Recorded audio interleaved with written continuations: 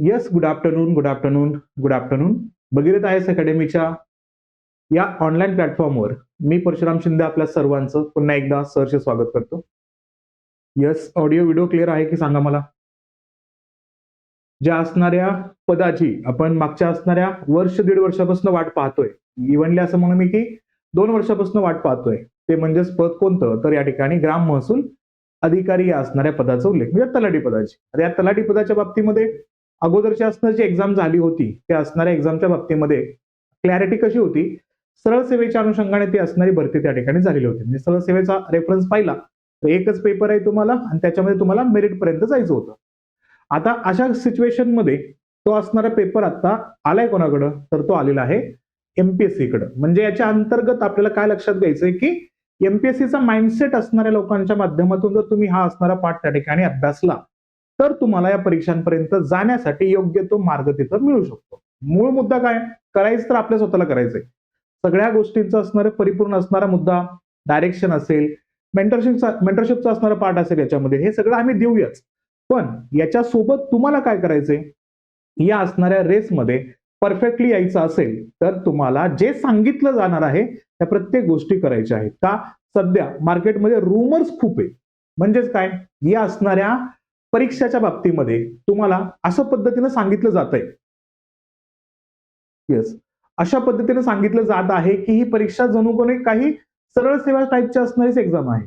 त्यामुळे थोडंसं एक आपल्या डोक्यामध्ये कॉन्स्टंट ठेवायचं आहे. ते म्हणजेच काय की आपल्याला या असणाऱ्या परीक्षांच्या बाबतीमध्ये विचार करत असताना येस येस येस हा तर हे लक्षात घ्यायचं, पेपर हा आयोग घेत आहे, एमपीएससी घेत आहे, महाराष्ट्र पब्लिक सर्व्हिस कमिशन घेत आहे. तो कशामध्ये टाकलेला आहे, तर तो टाकलेला आहे आपल्याला ग्रुप नंबर सी च्या अंतर्गत. आता या ग्रुप नंबर सी च्या बाबतीमध्ये उल्लेख करत असताना येस हा आता या ग्रुप सी च्या बाबतीमध्ये उल्लेख करत असताना एक महत्वाचा मुद्दा काय की फक्त तलाठी भरती याच्या अंतर्गत आहे का, तर नाही. जवळपास किती संवर्गांचा उल्लेख आपण या ठिकाणी बघतो, तर 151 संवर्ग याच्या अंतर्गत आपल्याला येताना दिसतं. त्याच्यामध्ये महत्वाचा मुद्दा 2020 नंतर डायरेक्टली आता 2026 ला आलेली एक्झाम म्हणजेच कोणती, तर आरटीओ ची असणारी एक्झाम आहे, आरटीओ एएमयूआय ची. ते सुद्धा विद्यार्थी याच असणाऱ्या एक्झाम मध्ये कॉम्पिट करणार आहेत. म्हणजे काय, आयोगाला त्या असणाऱ्या आरटीओच्या विद्यार्थ्यांच्या अनुषंगाचा सुद्धा विचार करूनच पेपर सेट करावा लागणार आहे, हे पण लक्षात ठेवायचं. त्यासोबतच सरळ सेवेचे सगळे विद्यार्थी आता ग्रुप सी मध्ये येणार आहेत, तो सुद्धा विचार कदाचित आयोगाच्या डोक्यावर असणार आहे.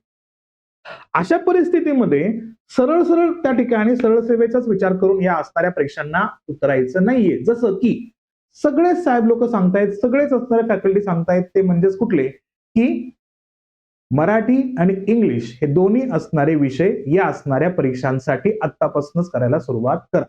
आता याच्या पाठीमागचं जर रिझन बघितलं तर काय असेल की प्रीचा उल्लेख केला तर प्रीचा पेपर तुमचा 25 ऑक्टोबरला आहे 2026 ला, आणि या प्री नंतर तुम्हाला मेन्स साठी फक्त 64 दिवसांचा असणारा कार्यकाल या ठिकाणी मिळणार आहे मेन्स देण्यासाठी. कारण तुम्हाला यस यस यस गोरक्षनाथ बघा, बघू आवाज, ऑडिओ व्हिडिओ क्लिअर येतोय का, बाकीच्यांचा तर क्लिअर येतोय, थोडंसं बघा, चेक करा. मग एक मुद्दा डोक्यात ठेवायचा आपल्याला की प्री आणि मेन्स याच्या दरम्यानचा असणारा जो वेळ आहे का, तो तुम्हाला या ठिकाणी 2 महिन्यांचा आहे. अशा कंडिशन मुळे या ठिकाणी सांगितलं जात आहे ते म्हणजे मराठी आणि इंग्लिशचे असणारे सब्जेक्ट क्लिअर करा. कारण का, तो तुम्हाला सिलेबसचा असणारा एसेन्शियल पार्ट, हा क्लिअर आहे, ठीक आहे, येस, तो खूप इसेन्शियल पार्ट आहे. कारण तुम्हाला मेन्सच्या बाबतीमध्ये फक्त 64 दिवसांचा असणारा कार्यकाल मिळतोय, म्हणून तुम्हाला सांगितलं जात असेल कदाचित. पण महत्वाचा मुद्दा, एवढ्या असणाऱ्या डिस्टर्ब नंतर, एवढ्या हॉल्ट नंतर हा पेपर होणार आहे. अशा कंडिशन मध्ये जर आपलं प्रीच क्रॅक होऊ शकत नसेल तर आपण मेन्स मध्ये मराठी इंग्लिश आत्ता करून त्याचा फायदा होणारच नाही ना काय आपल्याला. म्हणून थोडंसं स्ट्रॅटेजी वाईज जायचं आपल्याला. आज आपल्याला तेच डिस्कस करायचंय की काय एक्झॅक्टली स्ट्रॅटेजी असली पाहिजे. मराठी इंग्लिश करायचं असेल तर ते कुणी करायचं, कधी करायचं, कोणत्या फेज मध्ये करायचं, जीएसचा अभ्यास जर योग्य पद्धतीने केला तुम्ही तर तुमचा असणारा प्रीचा आणि मेन्सचा किती मोठा पावर त्या ठिकाणी पार्ट कव्हर होतोय हे सुद्धा तुम्हाला याच्या अंतर्गत या ठिकाणी क्लिअर होणार आहे, हे इथे लक्षात घ्यायचं. ठीक आहे, म्हणजे रेफरन्सेस काय करायचे आपल्याला, या असणाऱ्या परीक्षांचा विचार, तलाठी असेल, ग्राम महसूल अधिकारी म्हणजे म्हणून आपण, महसूल सहाय्यक असेल, आरटीओ असेल, कर सहाय्यक असेल, उद्योग निरीक्षक असेल, लिपिक असेल, इतर जेवढे असणारे ग्रुप सी चे असणारे एक्झाम या अंतर्गत होणार आहे, त्या सगळ्या विद्यार्थ्यांनी काय करायचंय, स्टार्टिंगला तर एक क्लिअर पॉइंट ठेवायचा आपल्याला की आपली असणारी एक्झाम ही प्रीच्या दृष्टिकोनातूनच आपण या ठिकाणी सेटअप घेणार आहोत आणि आपल्या डोक्यामध्ये प्री क्रॅक करायचंच आहे हा विचार असणार आहे. का, विद्यार्थ्याची संख्या ही लाखोमध्ये असणार आहे, ती क्लिअर होईलच जेव्हा ही प्रोसेस 5 ऑगस्टला कंप्लीट होईल ना, त्यानंतर आपल्याला समजेलच किती विद्यार्थी या ठिकाणी या असणाऱ्या फॉर्मसाठी फॉर्म फिलअप करतायत. आता फॉर्म फिल करणं, पेपरला येणं आणि पेपर देणं हा खूप मोठा वेगळा मुद्दा आहे, पण तरी पण नंबर ऑफ स्टुडंटची संख्या आपल्याला त्या ठिकाणी कळते आणि ही लाखोंमध्ये असणार आहे. अशा कंडिशन्स मध्ये आपण या कॉम्पिटिशन मध्ये टिकावं यासाठी आपल्याकडे क्लिअर थॉट असणं गरजेचं आहे की आपल्याला प्री क्रॅक करायचं आहे. भगीरथचा सगळ्यात मोठा टार्गेट हाच असणार आहे की विद्यार्थ्यांना काहीतरी सांगून, काहीतरी फसवून की विद्यार्थ्यांना याच्या अंतर्गत आणायचंय असं मुळात नाहीये. जे प्रॉपर माइंडसेट एमपीएससीचा आहे तोच माइंडसेट तुमच्यापर्यंत कन्व्हे करण्याचा हा सगळ्यात मोठा प्रामाणिक असणारा प्रयत्न याच्यामध्ये असणार आहे. तर त्याबद्दल तुम्ही रिलॅक्स राहा. म्हणून जे काही मुद्दे असतील आजच्या सेशनमध्ये ते क्लिअरली आपल्याला समजून घेणं आवश्यक असणार आहे. आता मुद्दा कशा पद्धतीचा येतो या ठिकाणी की पहिल्यांदा आपण थोडंसं या असणाऱ्या नोटिफिकेशनकडे येऊया, म्हणजे तुम्हाला कळून जाईल की काय सांगितलंय नोटिफिकेशनच्या अंतर्गत. तर किती होते या ठिकाणी किती, तर 2619 पदांच्या बाबतीमध्ये सगळ्यात पहिल्यांदा ग्रुप सी च्या अंतर्गत या ठिकाणी हे असणारी पदं आलेली होती आणि त्याच्यामध्ये काय करण्यात आले, त्याच्यामध्ये ही असणारी पदं ऍड करण्यात आली. या पदांचा उल्लेख केला तर तुम्हाला दिसतात की कोणती पदं ऍड झाली याच्यामध्ये, महसूल व वन विभागाच्या अनुषंगाने असणारा ग्राम महसूल अधिकारी तलाठी गट क विविध नियुक्ती प्राधिकारी याच्या अंतर्गत 1539 असणारा मुद्दा आहे. कालच तुम्हाला एक नवीन नोटिफिकेशन दिसले असेल त्याच्यामध्ये, तो म्हणजेच काय तर 157 जागांच्या असणारे एक्स्ट्रा जागा त्याच्यामध्ये ऍड होताना दिसतात. म्हणजे आता सध्याच्या कंडिशन मध्ये या ठिकाणी 1696 जागांचा उल्लेख तुम्हाला याच्या अंतर्गत दिसतोय. म्हणजे 1700 पर्यंत जागांचा उल्लेख तर होताच, तो मागच्याही असणाऱ्या वर्षी आपण डिस्कस करतच होतो की 1700 जागांची मागणी येणार आहे. तर त्या अनुषंगाने ह्या जागा तर आता तुम्हाला एवढ्या दिसणार आहे. म्हणजे कदाचित प्री नंतर सुद्धा ही संख्या तुम्हाला वाढत जाणारा दिसणारच आहे. म्हणजे ऑपॉर्च्युनिटी खूप चांगली आहे. फक्त तलाठीच्याच बाबतीमध्ये नाहीये, बाकीच्या जागा सुद्धा तुम्हाला त्या पद्धतीने दिसतात. म्हणजे जवळपास या ठिकाणी 5700 प्लस जागा आहेत. हे संख्या तुम्हाला 6000 प्लस कधीही जाताना दिसणार आहे. यापैकी कोणतीही असणारी योग्य पोस्ट आपली असावी यासाठी आपण सगळे धडपडतोय. तर हे धडपडणं आपलं किती योग्य असलं पाहिजे आणि किती योग्य मार्गाने असलं पाहिजे हा विचार केला तर सगळ्यात महत्वाचा मुद्दा, डाटा तर तुम्हाला कळेलच, 5 तारखेला जेव्हा असणारा फॉर्म भरण्याचा फिलअप करण्याचा असणारा शेवटचा असणारा डेट येईल त्यावेळेस कळेलच. पण मूळ मुद्दा काय, आपल्याला परीक्षा क्रॅक करायची असेल तर आपल्या समोर सगळ्यात महत्वाचा पार्ट जे मी तुम्हाला कंटिन्युअसली सांगत असतो की तुम्हाला अभ्यास करायचा आहे ना, तर अभ्यास करण्यासाठी तुमच्याकडे एक सिस्टीम असली पाहिजे ज्याला म्हणतो आपण क्यू आर सिस्टीम. या असणाऱ्या क्यू आर सिस्टीमला फॉलो करायचं म्हणजे परफेक्टली तुमचं असणारं सिलेक्शन या ठिकाणी होणार आहे, जर तुम्ही हे प्रत्येक स्टेप्स फॉलो केले तरच. मग त्या पहिल्या असणाऱ्या स्टेपला फॉलो करण्यापूर्वी क्यू आर म्हणजे काय, पहिल्यांदा हा मुद्दा बघा. क्यू आर म्हणजे काय, पहिल्यांदा क्यू जो आहे ना तो आहे या ठिकाणी क्वेश्चन पेपर अनालिसिस करणं. म्हणजे पहिल्यांदा क्वेश्चन पेपर अनालाइज करा. अनालाइज कसं करायचं ते पण मी सांगेन. त्यानंतर येतो रीडिंग. आता हा रीडिंग कसा आहे, हा पहिल्यांदा आहे बेसिक रीडिंग आणि याच्यासोबतच तुम्हाला रेफरन्सेस सुद्धा वाचायचा आहे. त्यानंतर येतो क्यू म्हणजे पुढचं असणार या ठिकाणी याला म्हणतो क्वेश्चन पेपर सॉल्विंग आणि शेवटचा आर आहे एक्स्ट्रा रीडिंग. हे सगळं डिस्कस करू आपण हे काय एक्झॅक्टली, पण याच्या अगोदर सगळ्यात पहिल्यांदा तुम्हाला अभ्यासाची सुरुवात करायची असेलच तर या ठिकाणी माहिती पाहिजे सिलेबस. कारण सिलेबसच आपल्याला उत्तम गुरु ठरू शकतो. सिलेबस सोबत प्रिव्हियस इयर क्वेश्चन पेपर, तोच प्रिव्हियस इयर क्वेश्चन पेपर मधला पहिला क्यू आपण या ठिकाणी घेऊन येतोय हे लक्षात घ्यायचं. आता प्रिव्हियस इयर क्वेश्चन पेपरच्या अगोदरच तुम्हाला सिलेबस बघणं गरजेचं आहे. विषय कोणते आहेत, कशा पद्धतीनं प्री असणार आहे, कशा पद्धतीनं मेन्स असणार आहे, हे मुद्दे तुम्हाला कळाले की तो तुमच्या असणाऱ्या अभ्यासाचा मार्ग त्या ठिकाणी मोकळा होऊन जातो. मग मुद्दा कसा आहे, तुम्हाला या असणाऱ्या परीक्षांमध्ये एक डोक्यात ठेवायचे, तुम्हाला कंबाईनचा अभ्यास करणारे म्हणजे PSI, STI, ASO चा अभ्यास करणारे विद्यार्थी ज्या फोर्सनं अभ्यास करतायत किंबहुना त्यांच्यापेक्षाही जास्त पद्धतीने अभ्यास आपल्याला करावा लागणार आहे. रियालिटी समोर मांडायची आहे, मिथ या ठिकाणी नाहीयेत. किंवा कुणीतरी काहीतरी सांगते बाबा तलाठ्याची एक्झाम आहे, तलाठ्याच्या नावाच्या अनुषंगाने सगळं असणार, मार्केट त्या ठिकाणी उठवलं जातंय, अशा पद्धतीचा विचार करू नका. आयोग एक्झाम घेतोय, एमपीएससीच्या कंबाईन ग्रुप सी मध्ये एक्झाम आहे आणि तो सिलेबस ग्रुप बी सारखाच आहे. त्याच्यामुळे आपल्याला अभ्यास करत असताना काय आहे हे डोळ्यासमोर ठेवायचं आहे. मग काय असेल तुम्हाला प्रीला तुमचा एकच पेपर असणार आहे. एक पेपर, तो पण किती मिनिटांमध्ये असणार आहे तुम्हाला, तर तो तुम्हाला सोडवायचा आहे 1 तासामध्ये. म्हणजे 60 मिनिटाचा असणारा अवधी असणार आहे तुम्हाला. 60 मिनिटांमध्ये तुम्हाला एकूण प्रश्न सोडवायचे 100 मार्कांसाठी. आणि एक टार्गेट लक्षात ठेवायचं की तुम्हाला निगेटिव्ह सिस्टीम आहे की नाही, याच्यामध्ये आहे 4:1. म्हणजे काय, जर तुम्ही क्वेश्चन अटेम्प्ट केलाय, सोडवलाय म्हणजे गोल केलाय आणि तो चुकलाय, असे 4 चुकले तर तुमच्या बरोबर असणाऱ्या 1 मार्काचे किंवा 1 क्वेश्चनचे मार्क मायनस होणार आहे. सिंपल आहे. म्हणजे काय, समजा तुम्ही काय केलं, समजा तुम्ही 100च्या 100 गोल केले, 100च्या 100 गोलमध्ये तुमचे 40 प्रश्न चुकले, तर तुम्हाला मार्क मिळणार आहेत किती या ठिकाणी, तर तुम्हाला मार्क मिळणार आहेत 50. सिंपल.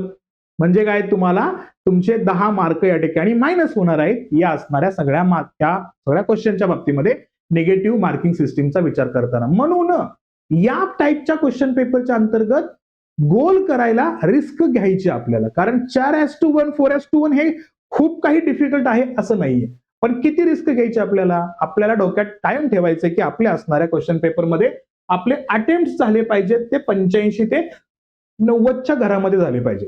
का, याच्यामध्ये निगेटिव्ह मार्किंग सिस्टीम जास्त नाहीये, त्याच्यामुळे मार्क तुम्ही क्रॅक करू शकता एक्झामला जेवढं क्रॅक करण्यासाठी आवश्यक आहे. आणि तो टार्गेट किती ठेवायचा आपल्याला, 55 ते 60 पर्यंत आपले असणारे क्वेश्चन्स निगेटिव्ह होऊन आले पाहिजेत, हे इथे लक्षात घेणं गरजेचं असणार आहे. ठीक आहे, समजते?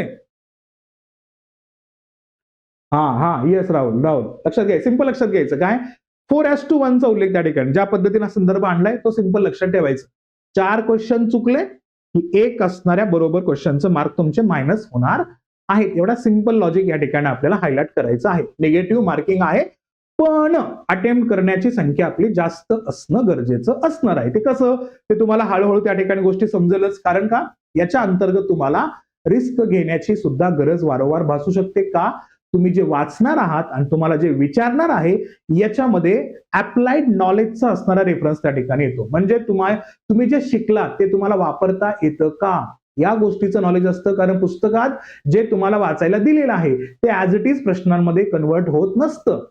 प्रश्न हे पुस्तकासारखे कधी येतात, किती येतात, तर ते 40 ते 45% येतात. बाकीचे सगळे क्वेश्चन्स तुम्हाला ऍट अ टाइम 11th आवरला परीक्षेच्या त्या टाइम झोन मध्ये योग्य पद्धतीनं डोकं शांत ठेवून तुम्हाला ते असणारे आन्सर सॉल्व्ह करायचं आहे. म्हणून तुम्ही किती पेशंटली, किती सायलेंटली या असणाऱ्या परीक्षांना तोंड देता, याच्यावरतीच तुमचा असणारा सक्सेस होणं आणि फेल होणं हे ठरतं. का, 60 मिनिटांमध्ये 100 क्वेश्चन सॉल्व्ह करायचे. 60 मिनिटात 100 क्वेश्चन सॉल्व्ह करायचं म्हणजे अप्रॉक्सिमेटली फक्त 36 सेकंद तुम्हाला मिळणार आहेत एक क्वेश्चन सॉल्व्ह करण्यासाठी. आता तो एक क्वेश्चन सॉल्व्ह करायला 36 सेकंद आहेत. आता तो 36 वरचे 6 सेकंद सोडून द्या, 30 सेकंद तुम्हाला त्या ठिकाणी मिळणार आहेत. असा विचार प्रॅक्टिकली करायला सुरुवात करायची. म्हणजे तुम्हाला 50 मिनिटांमध्ये हा 100 क्वेश्चन सॉल्व्ह करायचे आहेत. हा विचार करायचा. म्हणजे राहिलेल्या 10 मिनिटांमध्ये गडबड होणार नाही. राहिलेले क्वेश्चन्स असतील ते तुम्हाला क्वालिफाय करता येण्यासाठी ते कुठं राहिलेले आहेत, कसे गोल करायचे, काय करायचे, सिली मिस्टेक करायचं नाही, 51चा गोल 52ला करायचं नाही. अशा सगळ्या गोष्टी योग्य पद्धतीनं करण्यासाठी आपल्याला थोडंसं टाइम मॅनेजमेंट सुद्धा आवश्यक असणार आहे. पहिल्यांदा तर मुळात हे लक्षात घ्या, आपल्याला क्वेश्चन पेपर हा निगेटिव्ह झोन मध्ये असल्या कारणानं योग्य पद्धतीनं अटेम्प्ट करायचा आहे. आणि किती वेळ असणार आहे तुमच्यासाठी, या ठिकाणी 60 मिनिटांचा वेळ तुम्हाला इथं असणार आहे. आता अशा कंडिशन्स मध्ये निगेटिव्ह सिस्टीमचा उल्लेख आताच बघितला आपण. काय, प्रत्येक चुकीच्या उत्तराकरिता 25% उल्लेख याच्यामध्ये येतो. म्हणजेच काय, 1/4 एवढे गुण तुमचे त्या ठिकाणी वजा केले जातील, कमी करण्यात येतील. म्हणजे काय, प्रत्येक 4 चुकीच्या प्रश्नामागे तुमच्या एका बरोबर असणाऱ्या प्रश्नाचे उत्तर या ठिकाणी मायनस केले जाणार आहेत. हा असणारा मूळ संदर्भ याच्यामध्ये असेल. आता अभ्यासक्रमाकडे जाऊया आपण. पहिल्यांदा सगळ्यात महत्वाचा मुद्दा, जर तुम्ही मागच्या वर्ष, 2 वर्ष, 3 वर्षापासून अभ्यास करत असाल भले तुम्ही अभ्यास कोणत्याही परीक्षांचा करत असाल, त्या असणाऱ्या प्रोसेसमध्ये तुम्ही असाल तरच तुम्ही आत्ता काय करा, आत्ता मेन्स साठीचा असणारा जो मराठी आणि इंग्लिशचा पार्ट आहे तो करू शकता. का? कारण मी तुम्हाला क्लिअरली सांगतो, तुम्हाला प्री मध्ये फक्त एक पेपर आहे, एकच पेपर आहे प्रीला. किती क्वेश्चन साठी? 100 क्वेश्चन 100 मार्क्ससाठी आहे. इथं तुम्हाला काय करायचंय, इथं फक्त क्वालिफाय व्हायचं आहे, तुम्हाला कट ऑफ क्लिअर करायचं आहे. कट ऑफ किती लागू शकतो, तर त्यासाठी आपण टार्गेट आतापासून ठेवायचं 55-60च्या असणाऱ्या दरम्यान. एवढं जाणार नाहीये, तो 50च्या पर्यंतच राहील, तरी पण आपण प्रिपेअर्ड तर राहू ना. त्या अनुषंगाने आपल्याला तिथपर्यंत जायचंय, आपलं टार्गेट तो पॉईंट असला पाहिजे. या अनुषंगाने तुम्हाला हा लक्षात ठेवायचा आहे, प्री तुम्हाला क्वालिफाय करायचं आहे. प्री क्वालिफाय केला तर तुम्हाला येणार आहे लेटर, तो म्हणजे मेन्सच. तुम्ही मेन्सचा फॉर्म भरू शकता. आणि मेन्स मध्ये आहेत तुम्हाला किती पेपर, तर मेन्स मध्ये आहेत तुम्हाला 2 पेपर. आता 2 पेपरचा उल्लेख केला तर पेपर 1 आणि पेपर 2 आहे. पेपर 1 मध्ये त्याला आपण जीएस पेपर 1, जीएस पेपर 2 असंच म्हणतो. सामान्य अध्ययन पेपर 1, सामान्य अध्ययन पेपर 2 चा उल्लेख. याच्यामध्ये असणारा पहिला जो पेपर आहे का, तो पेपर आहे तुमचा लँग्वेजचा. आणि याच्यामध्ये आहेत तुम्हाला 100 क्वेश्चन 100 मार्कांसाठी, सॉरी 200 मार्कांसाठी. 100 क्वेश्चन 200 मार्कांसाठी आहे. आणि तिथं आहेत तुम्हाला मराठी 50 क्वेश्चन आणि इंग्रजी 50 क्वेश्चन. म्हणून बऱ्याच वेळा असं म्हटलं जातं की मेन्सचा असणारा 200 मार्कांची तयारी सुद्धा तुम्ही आतापासून सुरू करा, मराठी इंग्लिश आतापासून सुरू करा. पण हे कधी, कोणासाठी? ज्यांनी मागच्या काही कालखंडासाठी अभ्यास केलेला आहे, त्यांचा अभ्यास बऱ्यापैकी झालेला आहे किंवा थोडे ते प्रोसेसमध्ये आहेत, त्याच विद्यार्थ्यांनी करावा. कारण आजपासून जर आपण काउंटिंग बघायला गेलो तर आजपासून तुमच्या 25 तारखेपर्यंतच्या दिवसापर्यंत काउंट केलं तर एक्झॅक्टली 85 दिवसांचा कार्यकाल राहतो. या 85 दिवसांच्या कार्यकालाच्या अंतर्गत तुम्हाला सगळा असणारा 8 विषयांचा अभ्यास कंप्लीट करायचा आहे, जो प्री साठी आहे. तेच सगळे सब्जेक्ट तुम्हाला मेन्सला सुद्धा असणार आहेत. कुठं? पेपर 2च्या अंतर्गत.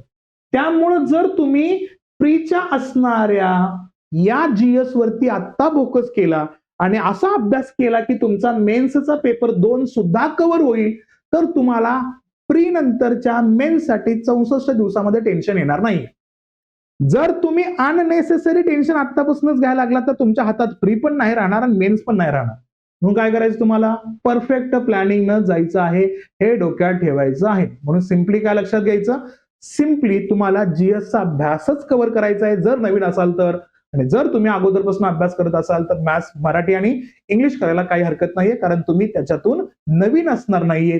तुम्हाला या ठिकाणी मुराबाळांबे सरांच्या असणाऱ्या पुस्तकातले बरेचसे मुद्दे माहिती झालेले असतील, प्रॅक्टिस जास्त झालेला असणार आहे. त्याच्या अनुषंगाने सरळ सेवेच्या अंतर्गत हे विषय आपण करतच असतो. मराठी तर प्रामुख्याने करत असतो आपण, त्याच्यामुळे तुम्हाला तिथं इझी पडतं म्हणून सांगितलं जातं. अदरवाईज तुम्ही या असणाऱ्या रिस्क मध्ये पडता कामा नये, हे लक्षात घ्यायचं. मग काय आहे, आपल्याला सिलेबसचा उल्लेख केला या ठिकाणी प्रीला, सामान्य क्षमता चाचणी असा पेपरचं नाव आहे आपल्या या ठिकाणी. जनरल स्टडीजच्या अनुषंगाने असणारा टेस्ट असणार आहे.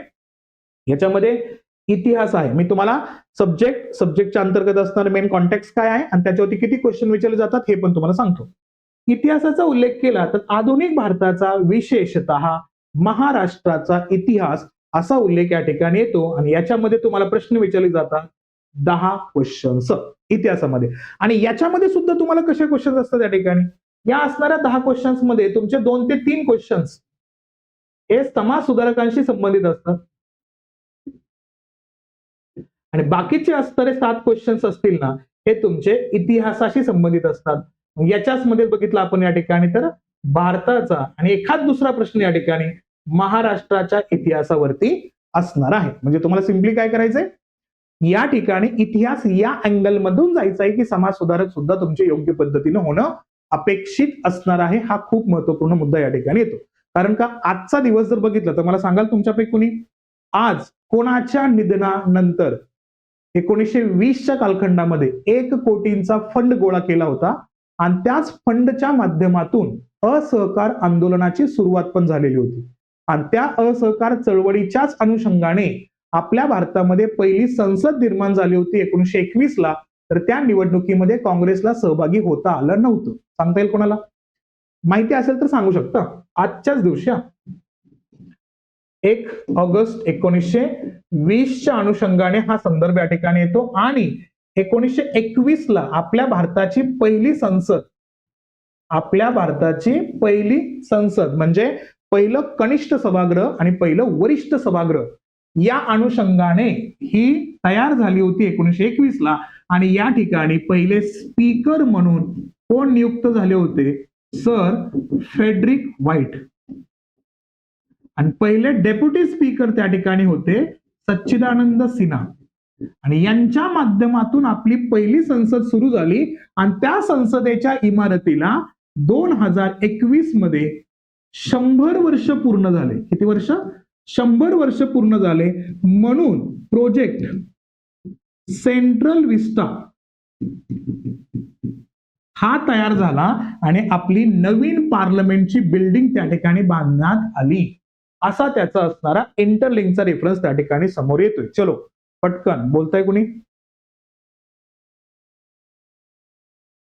साहेबांनो बोलायचं आहे, कंटिन्युअसली बोलत राहायचं आहे. रेफरन्सेस तितकाच महत्वाचा येतो, कारण का की आपण किती ऍक्टिव्ह आहोत हे तुम्ही दाखवलं पाहिजे.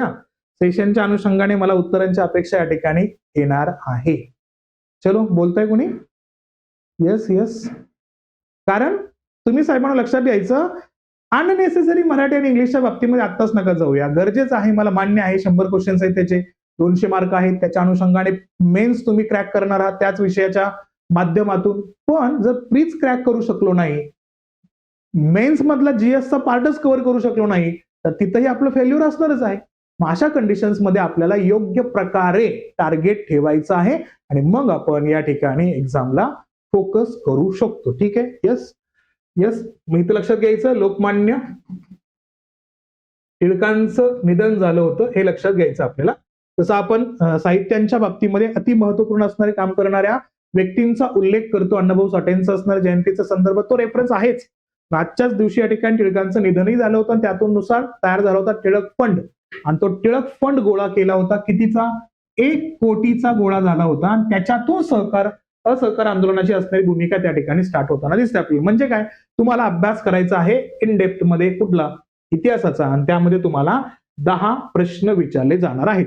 त्यानंतर मुद्दा येतो तो म्हणजे भूगोलाचा. भूगोल काय बघा, महाराष्ट्राच्या भूगोलाच्या विशेष अभ्यासासह पृथ्वी, जागतिक किंवा जगातील विभाग, हवामान, अक्षांश, रेखांश, महाराष्ट्रातील जमिनीचे प्रकार, पर्जन्यमान, प्रमुख पिके, शहरे, नद्या, उद्योगधंदे इत्यादी. म्हणजे तुम्हाला एवढा मोठा अवाका असून भूगोलावरती क्वेश्चन्स विचारले जाण्याची संख्या किती आहे? या ठिकाणी फक्त 10 क्वेश्चन्स भूगोलावरती असणार आहेत. सगळ्यात महत्वाचा मुद्दा, या 10 मध्ये सुद्धा 6 ते 7 क्वेश्चन महाराष्ट्राच्या भूगोलावरती असतात.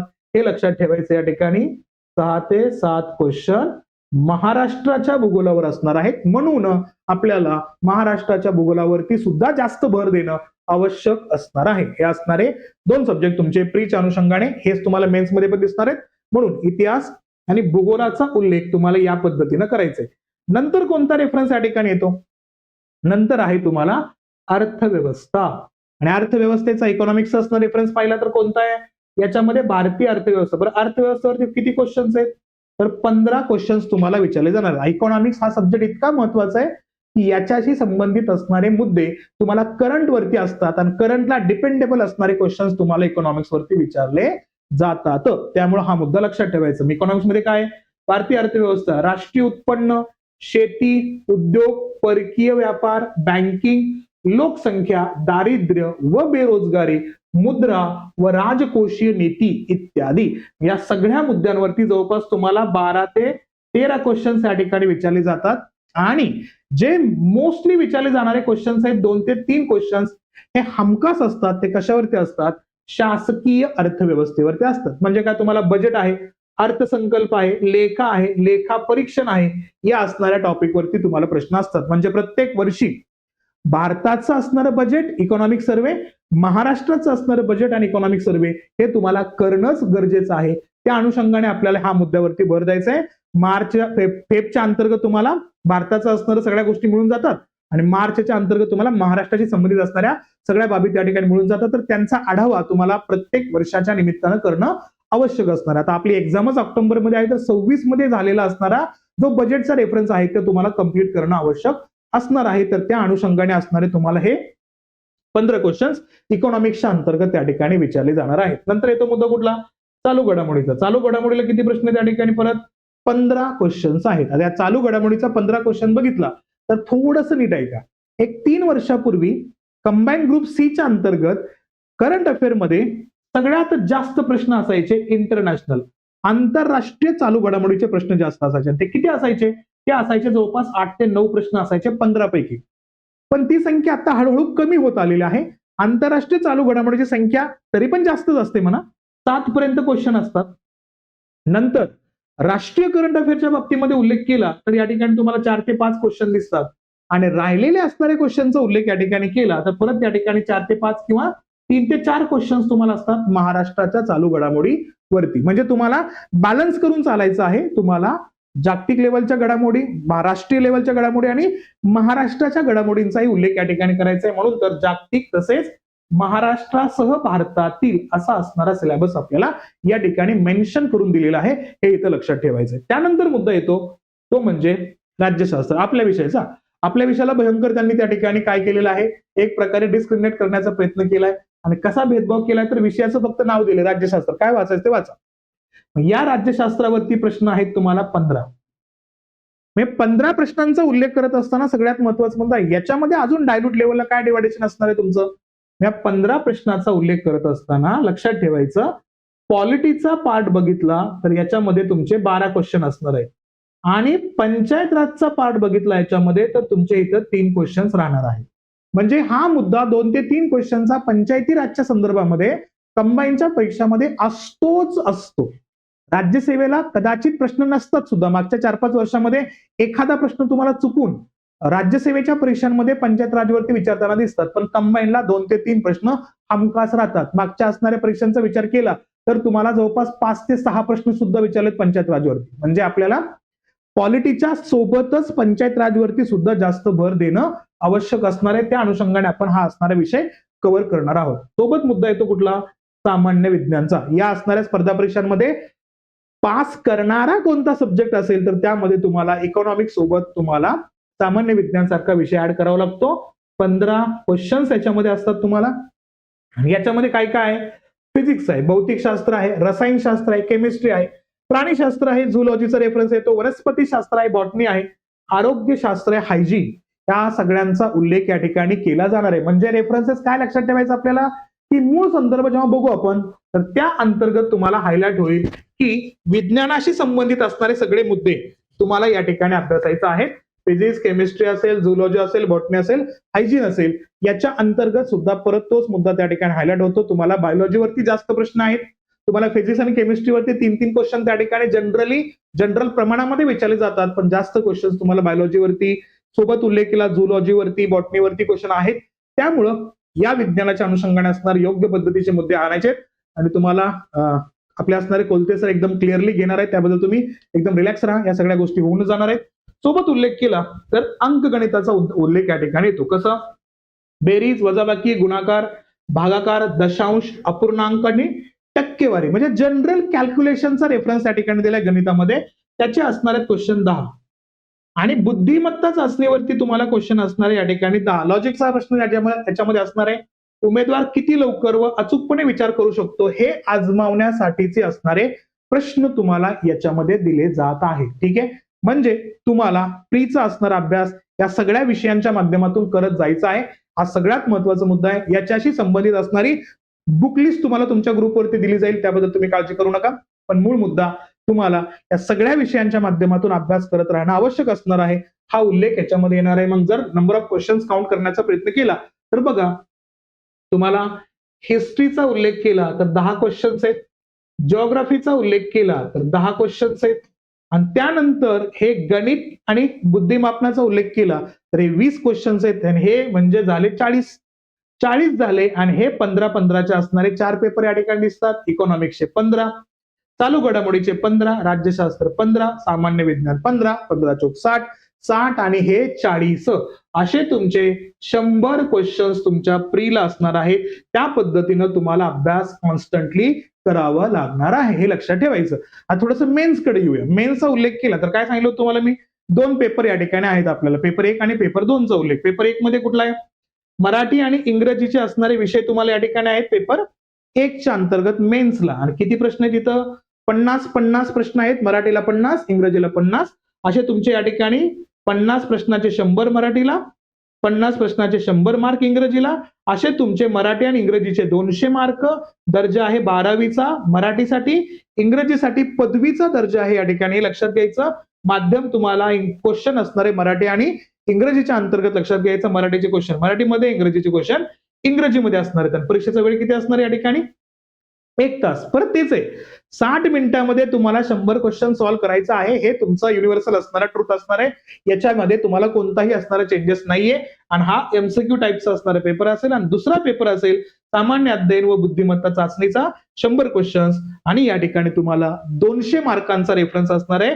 पदवीची असणारा दर्जा दिलाय. माध्यम मराठी आणि इंग्रजीमध्ये क्वेश्चन असणार आहेत. इथं सुद्धा तुम्हाला 1 तासाचा असणारा वेळ असणार आहे, तो इथं लक्षात ठेवायचा. तर याच्यामध्ये काय दिलंय बघा, मेन्सच्या बाबतीमध्ये सिलेबसचा मुद्दा या ठिकाणी हायलाइट करत असताना काय दिलंय बघा, इथं सर्वसामान्य शब्दसंग्रह आहे, वाक्यरचना, व्याकरण, म्हणी व वाक्यप्रचार यांचा अर्थ आणि उपयोग, तसेच उतार्यावरील प्रश्नांची असणारी उत्तरे, जे तुम्ही इयत्ता 10वी 12वी पर्यंतचा असणारा मराठी इंग्रजीचे असणारे क्वेश्चन सॉल्व्ह केलेले असतात तसेच असतात. फक्त थोडासा असणारा लेवल त्या ठिकाणी पदवीपर्यंत हायलाइट करण्याचा प्रयत्न होतो. पण मराठीसाठी जर उल्लेख केला तर 12वी पर्यंतच आहे. आणि इंग्रजीसाठी पदवीपर्यंतचा असणारा कंटेंट याच्यामध्ये विचारण्यात जाण्याची शक्यता आहे. जसं की इंग्लिशमध्ये काय, कॉमन व्होकॅब्युलरी असेल, सेंटेन्स स्ट्रक्चर असेल, ग्रामर आहे, यूज ऑफ द आयडॉम्स असतील, फ्रेजेस असतील, सोबतच their meaning and the comprehensions of the passages, म्हणजे तुम्हाला उतार्यावरील प्रश्नांसहित हे सगळे असणारे मुद्दे याच्यामध्ये विचारले जातात, हे लक्षात घ्यायचं. अशा पद्धतीचं तुमचं मराठी आणि इंग्लिशचा असणारा सिलेबस आहे. आवर्जून लक्षात घ्या. ज्यांनी याच्या अगोदर वर्ष 1.5 वर्ष अभ्यास केला असेल कशाचा, या असणाऱ्या जीएसचा, या असणाऱ्या मराठी आणि इंग्रजीचा, त्याच साहेब लोकांनी रिस्क घ्यायचंय या असणाऱ्या मराठी आणि इंग्रजीला आता वेळ देण्यासाठी. आणि या 85 दिवसामध्ये पूर्ण फोकस करायचंय. जर तुम्ही हा असणारा कार्यकाल अभ्यास केला नसेल तर तुम्ही पूर्णतः जायचंय जीएस वरतीच, कारण अवाका खूप मोठा आहे. प्रत्येक सब्जेक्टचं किमान एक जरी विषय बुक त्या ठिकाणी कव्हर करायचा असेल, वेळ लागणार आहे. त्याच्यासोबत तुम्हाला टेस्ट सिरीज द्यायची आहे, म्हणजे प्रत्येक संडेला इथून पुढे तुम्हाला टेस्ट पण होणार आहेत. त्या अनुषंगाने तुमचं असणार टेस्टमध्ये सुद्धा लक्ष असणं गरजेचं असणार आहे. त्यामुळे वेळ मॅनेज करणं खूप महत्वाचं आहे. त्या अनुषंगाने आपला असणारा योग्य वेळ योग्य मार्गाने तुम्हाला इन्व्हेस्ट करणं आवश्यक असणार आहे, हे तर लक्षात ठेवायचं. हा झाला मराठी आणि इंग्लिशचा असणारा पेपर. तुम्हाला मेन्सचा असणारा दुसरा पेपर जो आहे ना, तो तुम्हाला कळेल की तुम्हाला प्री सारखाच दिसतोय. प्री सारखे सब्जेक्ट आहे, फक्त इथं सिलेबस अजून जास्त डिकोड करून दिलाय. तुम्हाला कंटेंट अजून जास्त पद्धतीचे दिलेले आहेत. कसे दिलेत बघा याच्यामध्ये, सामान्य क्षमता चाचणी या विषयामध्ये खालील घटक उपघटकांचा समावेश असेल पेपर 2 च्या अंतर्गत. मग कोणकोणते येतो, पहिला सामान्य बुद्धिमापन व आकलन, म्हणजे काय, उमेदवार किती लवकर अचूकपणे विचार करू शकतो हे आजमावण्यासाठी प्रश्न. प्रीला जसा होता लॉजिकचा मुद्दा या ठिकाणी, रिझनिंगचा part same as it is तुम्हाला कुठे आहे, मेन्सला आहे. त्यामुळे लक्षात घ्यायचं तुम्हाला मॅथ्स रिझनिंगचा असणारा जो कॉन्टेंट आहे का, तो प्री आणि मेन्स या दोन्हीसाठी विचारात घेऊन त्या ठिकाणी अभ्यास करायचा आहे, हे लक्षात ठेवायचं. आता इथं सॅग्रिगेट करू नका, हे सगळे विषय तुम्हाला इन डेप्थच करायचे आहेत. त्यासाठी सिलेबस मधले पॉईंट सुद्धा कव्हर झाले पाहिजेत. मेन्सचेच प्रीचा सुद्धा अभ्यास करत असताना त्या जीएस मधला असणारा जो कॉन्टेंट आहे ना, तो कंटेंट सुद्धा तुम्हाला मेन्सच्याच असणाऱ्या सिलेबसच्या पॉईंट नुसार झाला पाहिजे. ठीक आहे. पुढं चालू घडामोडी दिला, याच्यामध्ये तुम्हाला कुठला जागतिक तसेच महाराष्ट्रासह भारतातील असणाऱ्या चालू घडामोडीचा उल्लेख. नंतर अंकगणित आहे, सांख्यिकी आहे, सेम कुठला सामान्य बुद्धिमापन आणि अंकगणिताचा उल्लेख याच्यामध्ये येतो. याच्यामध्ये एक्स्ट्रा सब्जेक्ट कुठला ऍड होतो मेन्ससाठी, तर तो आहे माहितीचा अधिकार अधिनियम 2005 चा ऍज अपडेटेड, जो आतापर्यंत अपडेट होत आलाय. तर तो असणारा माहितीचा अधिकार कायद्याचा उल्लेख या ठिकाणी करतो आपण. आरटीआय राईट टू इन्फॉर्मेशनचा असणारा मुद्दा, आणि दुसरा येतो RTS right to service act, Maharashtra लोकसेवा हक्क अधिनियम 2015 चा. या 2 कायद्यांवरती तुम्हाला फिक्स प्रश्न असतात. ते किती, 3 प्रश्न असतात. म्हणून हे 2 कायदे पॉलिटी सोबत जनरली काउंट केले जातात. म्हणून पॉलिटीचे 15 प्रश्न मेन्सला आणि या असणाऱ्या आरटीआय आरटीएसचे असणारे 3 प्रश्न असे 18 प्रश्नांचं काउंटिंग त्या ठिकाणी असतं, असा उल्लेख याच्यामध्ये करायचा आहे. तुम्हाला हे नवीन विषय या असणाऱ्या मेन्स साठी असणार आहेत, हे लक्षात ठेवायचं आपल्याला. ठीक आहे. आता याच्यामध्ये पुढचा असणारा विषय कुठला आहे बघा. भारतीय संघ राज्य व्यवस्था, जे पॉलिटीचा सब्जेक्ट आता थोडासा व्यवस्थित सिलेबस मध्ये दिलाय. याच्या अगोदर प्रीला फक्त राज्यशास्त्र एवढंच टायटल दिलंय, बाकीचा कोणताही रेफरन्स याच्यामध्ये ऍड करून दिलेला नाही. मुद्दा बघा, भारतीय संघ राज्य व्यवस्था, भारतीय राज्यघटना, स्थानिक स्वराज्य संस्था, कार्यकारी मंडळ, न्याय मंडळ व विधिमंडळ इत्यादींचा उल्लेख याच्यामध्ये तुम्हाला दिसतोय. म्हणजे काय झाला, घटना कशी तयार झाली, घटनेच्या प्रस्तावनेमागची भूमिका व तत्वे, घटनेची महत्वाची कलमे, ठळक वैशिष्ट्ये, केंद्र राज्य संबंध, निधर्मी राज्य, मूलभूत हक्क व कर्तव्य, राज्याच्या धोरणाची मार्गदर्शक तत्वे, शिक्षण, युनिफॉर्म सिव्हिल कोड सध्या खूप जास्त गाजतोय ना.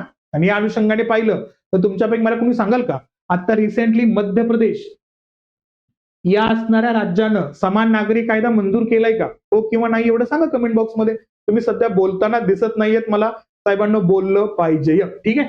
त्यानंतर स्वतंत्र न्यायपालिका, राज्यपाल, मुख्यमंत्री व मंत्रिमंडळ, त्यांची कर्तव्य, अधिकार व कार्य, राज्य विधिमंडळ, विधानसभा, विधान परिषद, त्यांचे सदस्य, अधिकार, कार्य व कर्तव्य, विधी समित्या इत्यादी. म्हणजे तुम्हाला मेन्स मध्ये पॉलिटीचा, राज्यशास्त्राचा असणारा सिलेबस अजून योग्य पद्धतीने डिवाइड करून दिलेला आहे. हा अभ्यास करायचा तुम्हाला परत तोच 15 मार्कांसाठीच असणार आहे. म्हणजे प्रीचे 15 क्वेश्चन्स आणि मेन्सचे 15 क्वेश्चन्स आणि 30 मार्क, कारण मेन्सला डबल होत आहेत ना प्रत्येक असणाऱ्या क्वेश्चनच्या बाबतीमध्ये उल्लेख करत असाल तर. त्यामुळे थोडंसं काय करायचं आहे साहेबांना, आपल्याला जीएस वरती जास्त भर द्यायचा आहे आत्ताच्या असणाऱ्या कंडिशन मध्येच. ठीक आहे. पुढं, आधुनिक भारताचा विशेषतः महाराष्ट्राचा इतिहास मेन्सला आहे तुम्हाला, आणि याचा उल्लेख केला.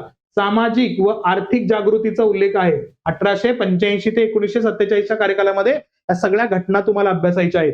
महत्वाच्या व्यक्तींचं कार्य असेल, समाज सुधारकांचे कार्य असतील, स्वातंत्र्यपूर्व भारतातील सामाजिक जागृतीतील वर्तमानपत्र असतील, शिक्षणाचा परिणाम असेल, स्वातंत्र्यपूर्व काळातील इतर समकालीन चळवळी असतील, राष्ट्रीय चळवळी असतील, या सगळ्यांचा अभ्यास करायचा तुम्हाला इतिहासाच्या दृष्टिकोनातून. हा एक महत्वाचा पार्ट असेल. नंतर येतो भारताचा व महाराष्ट्राचा भूगोल. बघा, भारताचा आणि महाराष्ट्राच्या भूगोलामध्ये किती कंटेंट टाकले त्यांनी. काय टाकलंय, महाराष्ट्राचा व भारताचा प्राकृतिक भूगोल, फिजिकल असणारा जिओग्राफी, नंतर मुख्य प्राकृतिक विभाग, या ठिकाणी सगळ्यात महत्वाचा मुद्दा इथं फिजिओग्राफिकचा उल्लेख याच्यामध्ये केलाय. हवामान शास्त्र, क्लायमेटॉलॉजीचा मुद्दा येतोय. पर्जन्यमान, तापमान, पर्जन्यातील विभागवार बदल, नद्या, पर्वत व पठार, विविध भूरूपे, राजकीय विभाग, प्रशासकीय विभाग, नैसर्गिक संपत्ती, वने व खनिजे, मानवी व सामाजिक भूगोल, लोकसंख्या, लोकसंख्येचे स्थानांतर, मायग्रेशन ऑफ द पॉप्युलेशन व त्याचे उगम आणि इष्ट स्थानावरील परिणाम, ग्रामीण वस्त्या व तांडे, झोपडपट्ट्या व त्यांचे प्रश्न.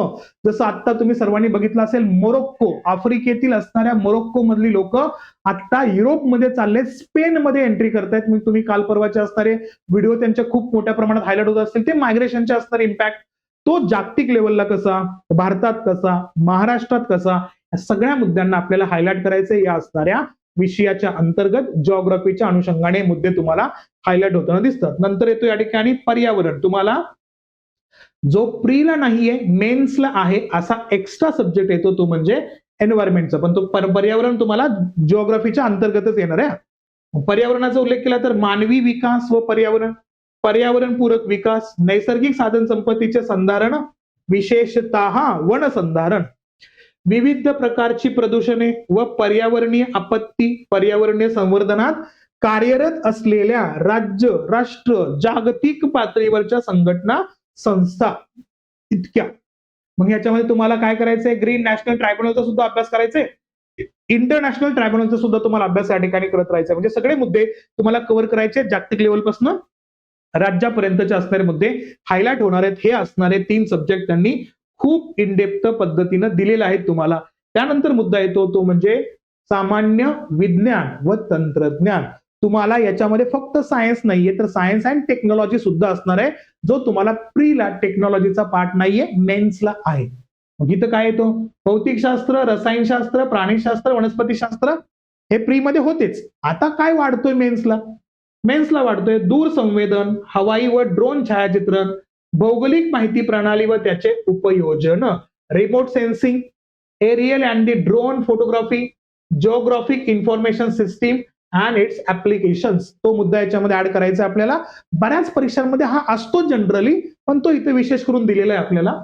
माहिती व संप्रेषण तंत्रज्ञान, इन्फॉर्मेशन अँड कम्युनिकेशन टेक्नॉलॉजी, हे असणारे पाठ तुम्हाला थोडासा एक्स्ट्रा पद्धतीने वाचायचे तुम्हाला.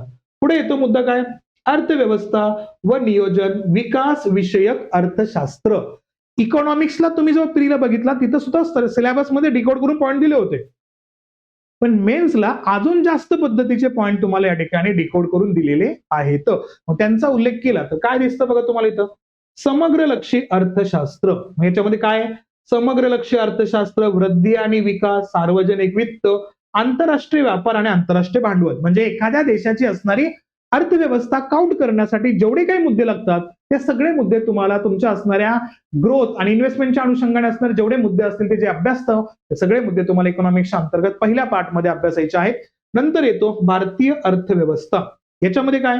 भारतीय अर्थव्यवस्थेची आव्हाने, आर्थिक सुधारणा, भारतीय शेती व ग्रामीण विकास, नंतर येतो सहकार, नंतर येतो मौद्रिक व वित्तीय क्षेत्र, सार्वजनिक वित्त आणि वित्तीय संस्था, उद्योग व सेवा क्षेत्र, पायाभूत सुविधा विकास, आंतरराष्ट्रीय व्यापार आणि भांडवल, महाराष्ट्राची अर्थव्यवस्था. बघा साहेबांनो, भारताच्या इकॉनॉमी सोबतच तुम्हाला महाराष्ट्राच्या इकॉनॉमीचा उल्लेख केला, म्हणून मी प्रीचा उल्लेख करत असताना तुम्हाला सांगितलं होतं महाराष्ट्राचा बजेट, महाराष्ट्राचा इकॉनॉमिक सर्वे, भारताचा बजेट, भारताचा इकॉनॉमिक सर्वे का गरजेचं आहे? कारण आपल्याला विशेषतः महाराष्ट्राचा मूळ संदर्भ या ठिकाणी अभ्यासणं आवश्यक असणार आहे. या असणाऱ्या एमपीएससीच्या अंतर्गत जेव्हा कंबाईनची तयारी करता तुम्ही त्यावेळेस तुम्हाला हा मुद्दा हायलाइट करणं अतिशय गरजेचं असणार आहे. ठीक आहे. आता हे झाले तुमचे कशाचे? मेन्स मधले असणारे जीएसचे असणारे सब्जेक्टचा उल्लेख या ठिकाणी तुम्हाला अशा पद्धतीने करायचा आहे. मग टार्गेट काय ठेवायचं हे तुमच्या अभ्यासावरती डिपेंड आहे. म्हणून काय सांगितलं? ज्यांनी याच्या आतापर्यंतचा असणारा मुद्दा बघितला असेल, मराठी वाचलेला असेल, इंग्रजीचा असणारा संदर्भ वाचलेला असेल, ग्रामर वाचला असेल याच्या ठिकाणी, तर त्यांनी आता थोडा थोडा वेळ दिला, जनरली 1 तासाचा किंवा 2 तासाचा वेळ दिला या असणाऱ्या सब्जेक्टला तरी चालेल. पण ज्यांनी आतापर्यंत कोणताच असणारा अभ्यास केला नाही, नवीनच अभ्यास करतायत, त्या सगळ्यांसाठी आवर्जून रिक्वेस्ट हीच आहे की त्यांनी पेपर जीएसच्याच माध्यमातून त्या ठिकाणी कव्हर करायचा आहे. प्रीचा पेपर या ठिकाणी आपल्याला टार्गेट ठेवायचा आहे, तो कव्हर होणं हे अतिशय जास्त आवश्यक असणार आहे. तो मुद्दा इथं डोक्यात ठेवायचा आपल्याला. ठीक आहे. तो मुद्दा इथं आपण घेऊन जाऊया. आता येऊया आपण कुठल्या सिस्टीम कडं? तर क्यूआर सिस्टीम कडं. एक सिंपल स्ट्रॅटेजी आहे, ती स्ट्रॅटेजी आपल्याला फॉलो करायचीच आहे. कारण तुम्ही जर या स्ट्रॅटेजीला फॉलो केलं तर साहेबांनो तुमचा असणारा जो रिझल्ट आहे का तो खूप लवकर आणि योग्य पद्धतीने त्या ठिकाणी तुम्हाला दिसणार आहे. तो कसा? तो थोडंसं व्यवस्थित बघा आता याच्यामध्ये. बघा, लक्ष द्या, हा सगळ्यात महत्वाचा मुद्दा. याला सगळ्यात जास्त फॉलो करायचं आहे आपल्याला, हेच लक्षात ठेवायचं आपल्याला. कोणता संदर्भ येतो याच्या ठिकाणी आपण बघितलं? QR system. अभ्यास करायचंय तर आपल्याला परफेक्ट मॅनर मध्ये अभ्यास करायला सुरुवात करायची. प्रत्येक सब्जेक्टला ही थेरी, ही स्ट्रॅटेजी वापरायची आपल्याला. ठीक आहे. कारण का? टार्गेट आपलं 55+ मार्कांचं ठेवायचंय पास होण्यासाठी. यासाठी आपल्याला काय करावं लागणार आहे? यासाठी आपल्याला या प्रोसेसला फॉलो करायचंय. पण त्याच्यासोबतच एक महत्वाचा मुद्दा, तुमच्या आवडीचे सब्जेक्ट कोणते जीएस मध्ये ते तुम्हाला पहिल्यांदा सॉर्टिंग करायचे. त्यासाठी मी एक शब्द वापरतो, त्याला काय? The big 4 concept. कोणता? The big 4 concept. तुमचे 4 अतिशय आवडणारे सब्जेक्ट तुम्हाला सेपरेट करायचे आणि तिथं मॅक्सिमम मार्क घेण्याचा प्रयत्न करायचा. आता प्रत्येकाला आपला विषय कोणता चांगला आहे आणि आपला विषय कोणता वाईट आहे हे बऱ्यापैकी माहिती असतं. आणि ते 4 विषय इतके स्ट्रॉंग करायचे जे चांगले आहेत, जे जास्त स्कोर देऊ शकतात, तिथं आपल्याला मॅक्सिमम मार्क घ्यायचे आहेत. मग तुम्ही कशाच पद्धतीने फेल होणार नाहीये. मग इथं उल्लेख करायचा बिग 4 सब्जेक्ट कोणते असावेत.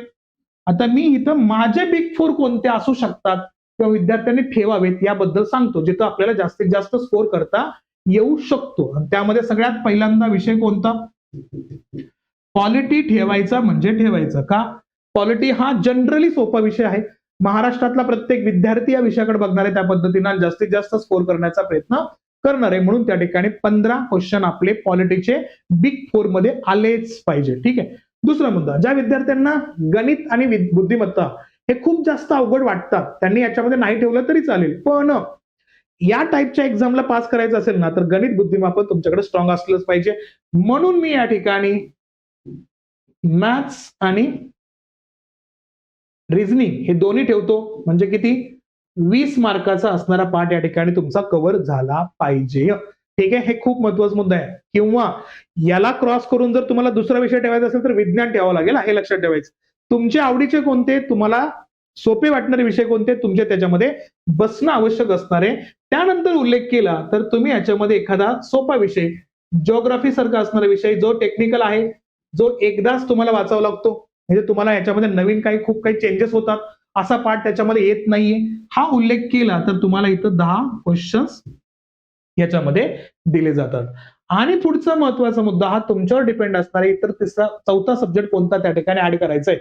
मग तो तुम्हाला करंट अफेअर ऍड करायचंय का, हिस्ट्री ऍड करायचंय का, इकॉनॉमिक्स ऍड करायचंय का, हा तुमच्यावरती डिपेंड असला पाहिजे. मग इथं बघितलं आपण या ठिकाणी तर एक रेफरन्स याच्यामध्ये ऍड करू, तो म्हणजे कुठला?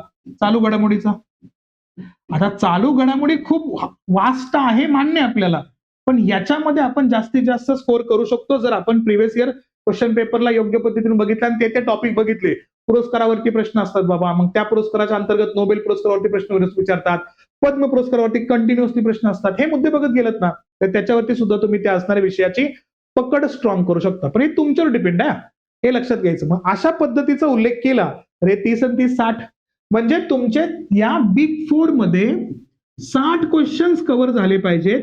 आणि या 60 पैकी तुमचा अभ्यास एवढा झाला पाहिजे की तुम्हाला निगेटिव्ह होऊन 45 क्वेश्चन्स त्या ठिकाणी बरोबर सोडवता आले पाहिजेत. आणि राहिलेल्या 40 क्वेश्चन्स पैकी तुम्ही 10 ते 15 क्वेश्चन जरी व्यवस्थित सोडवले तरी तुमचा टोटल होतो या ठिकाणी 60 मार्कांचा. म्हणून आत्तापासूनच काय करायचं, तुम्हाला हे बिग 4 सब्जेक्ट कोणते ठरू शकतात ते थोडंसं सॉर्टिंग करून त्याच्यावरती जास्त काम करायला आपल्याला सुरुवात करायचे. तो तुमचा विचार, तुम्हाला एक्झाम क्रॅक करण्यासाठी हे आवश्यक असणार आहे. आता मूळ मुद्दा येऊया आपण क्यूआर सिस्टीमकडे. आता ह्या क्यूआर सिस्टीमकडे यायचं असेल तर सगळ्यात पहिल्यांदा मी काय सांगितलं या ठिकाणी, तर तुम्हाला सिलेबस माहिती पाहिजे.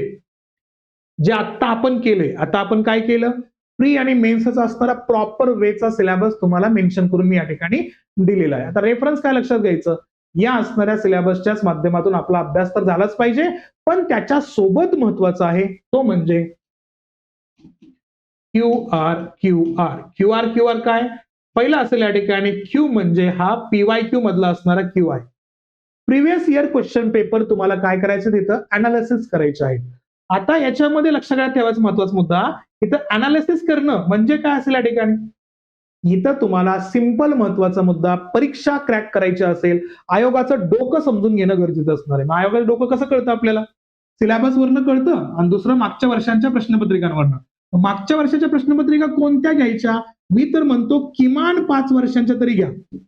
आता एवढा वेळ नाहीये तुम्हाला की तुम्ही मागच्या 10 वर्षांचे क्वेश्चन पेपर घ्या, पण कमीत कमी 5 वर्षाचे घ्या. मागचे म्हणजे कधीपासून घ्या, कोविड पासून घेऊन टाका. 2020 पासून 2026 पर्यंत जेवढे प्रश्नपत्रिका झालेल्या आहेत प्री आणि मेन्सच्या, ते सगळे क्वेश्चन पेपर घ्यायचे आणि त्या किमान 5 वर्षामधल्या क्वेश्चन पेपरला अनालिसिस करायचं. आपलं कसं करायचंय, समजा आता तुम्ही 2025 चा पेपर घेतला, कुठला घेतला, कंबाईन ग्रुप सी चा घेतला, ग्रुप बी चा घेतला. आता तुम्हाला चान्स काय, ग्रुप बी पण आहे, ग्रुप सी पण आहे, कारण सिलेबस सगळ्याकडे सेम आहे, माइंडसेट तोच आहे.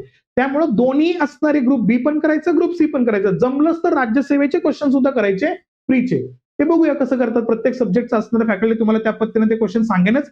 मी तर तुम्हाला सांगेनच पॉलिटीच्या अनुषंगाने राज्यसेवेचे प्रीचे कोणते क्वेश्चन होते, मेन्सचे कोणते क्वेश्चन होते, प्रत्येक टॉपिकच्या अनुषंगाने मी तुम्हाला ते सांगत जाणार आहे. ठीक आहे. पण हे क्वेश्चन पेपर घेतला, समजा तुम्ही ग्रुप सी चा क्वेश्चन पेपर घेतला, या ग्रुप सी च्या क्वेश्चन पेपर मध्ये तुम्हाला 100 क्वेश्चन दिसतात. आता काय करायचं, तुम्हाला नोटबुक तयार करायचे. हे नोटबुक तयार करत असताना प्री साठी वेगळी नोटबुक आणि तुमची मेन साठीची असणारी वेगळी नोटबुक असणं आवश्यक असणार. याच्यामध्ये काय करायचं, प्रीच्या बाबतीमध्ये उल्लेख करत असताना फ्रीसाठी नवीन नोटबुक जे घेतली तुम्ही वेगळी, त्याच्यामध्ये वरती टायटल टाकायचं 2025 आणि आता हे 100 प्रश्न वाचायला सुरुवात करायची. त्यातला पहिला प्रश्न वाचायचा. पहिला प्रश्न वाचल्यानंतर कुठला पण सेट असेल ना, एबीसीडी मधला कुठला पण सेट असेल, पहिला प्रश्न वाचला. वाचल्यानंतर आपल्याला एवढं तरी समजतं की तो कोणत्या विषयाशी संबंधित असू शकतो.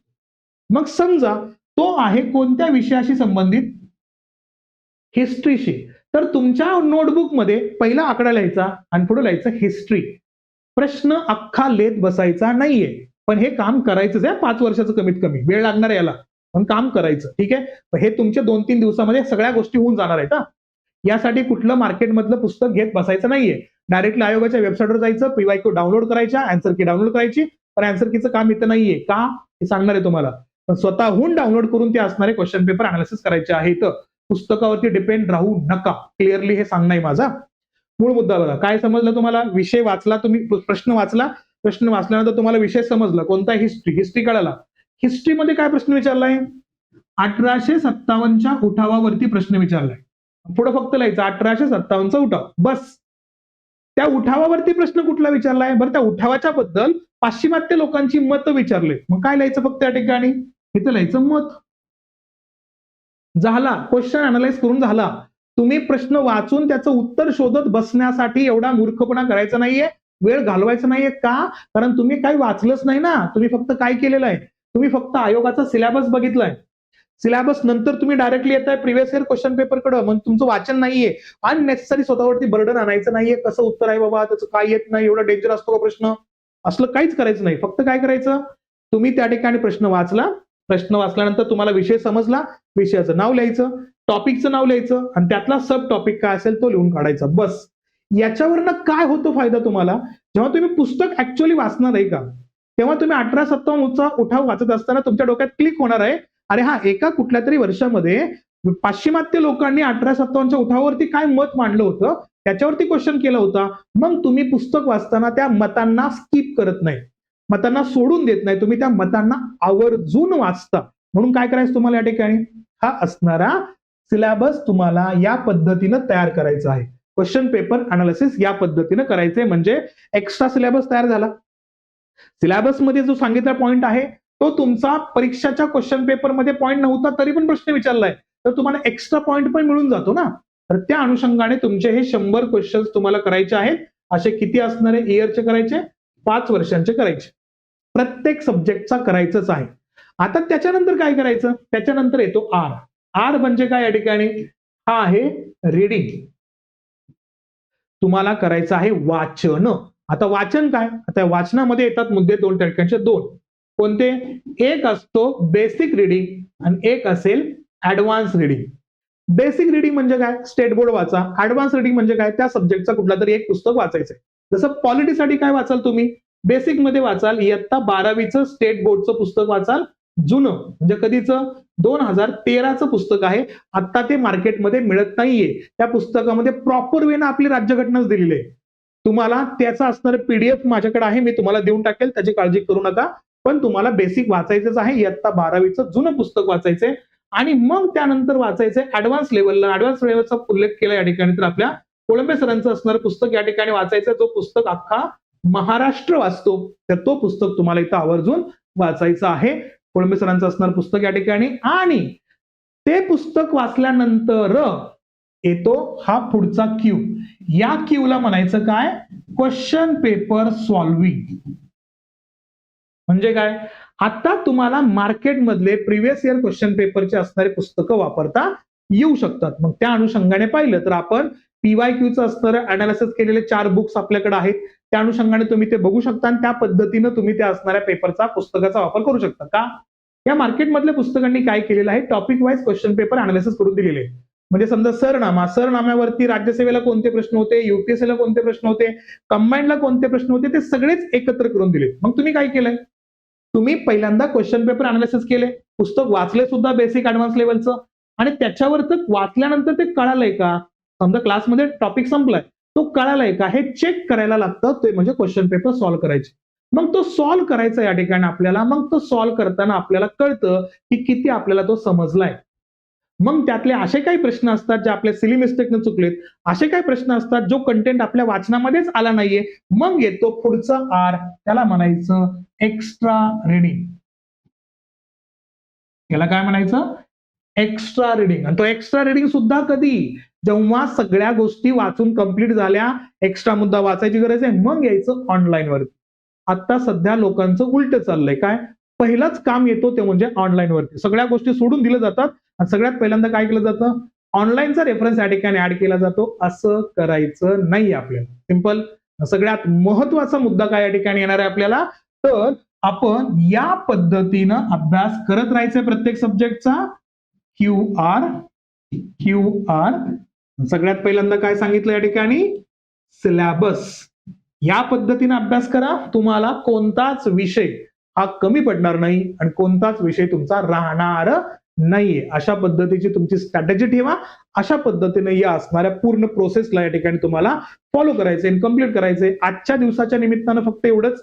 या ठिकाणी तुम्हाला स्टार्टिंगला सिलेबसचं असणारं कंटेंट माहिती असलं पाहिजे, परीक्षेचं टार्गेट माहिती असलं पाहिजे. सगळ्यात महत्वाचा मुद्दा, तुम्हाला डेली बेसिसवरती टार्गेट दिलं जाणार आहे, तर ते तुम्हाला कम्प्लीट करायचं आहे. आणि त्या अनुषंगाने पहिला सब्जेक्ट आपला पॉलिटीचा आणि त्यासोबतच असणारे बाकीचा असणारं कंटेंट तुमचा स्टार्ट होईलच. पण मी या ठिकाणी पॉलिटी हा सब्जेक्ट तुमच्यासाठी घेऊन येणार आहे. ठीक आहे? येस. आता मी तुम्हाला वेळ देतो. तुमचे काही क्वेश्चन असतील, क्वेरीज असतील तर तुम्ही विचारू शकता. ठीक आहे? चला मग आपण नेक्स्ट असणाऱ्या सेशनमध्ये पॉलिटी या सब्जेक्टला स्टार्ट करणार आहोत. ठीक आहे? येस. चलो. थँक्यू आणि सर्वांना बेस्ट लक. आजपासून रेस्ट सुरू होते तुमच्या असणाऱ्या अभ्यासाची या असणाऱ्या बॅचच्या निमित्तानं. तर सगळ्यांनी फुल फोर्समध्ये या असणाऱ्या प्रेसेसमध्ये यायचं आहे आणि अभ्यास योग्य पद्धतीनं करून तुम्हाला फायनल असणाऱ्या लिस्टमध्ये तुमचं नाव त्या ठिकाणी आणायचं आहे. ठीक आहे? येस. चलो. थँक्यू. येस. थांबूया. थँक्यू.